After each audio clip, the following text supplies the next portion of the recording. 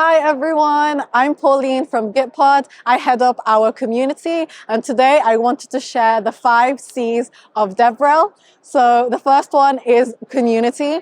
It's super important to connect to your community and also make those connections, because the only way forward is together and never alone. The second C of DevRel is content. So building up the content around your product, around your community and what they're building is super important to get the word out there.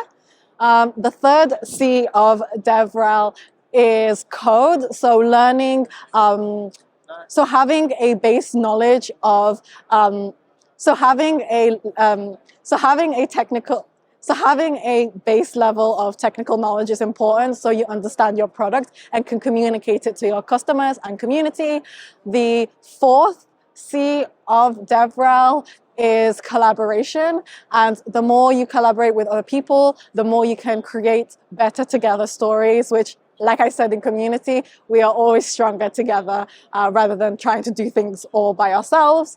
And then finally, the fifth and most important C of DevRel is coffee, because we have so much to do and we need to be caffeinated for that.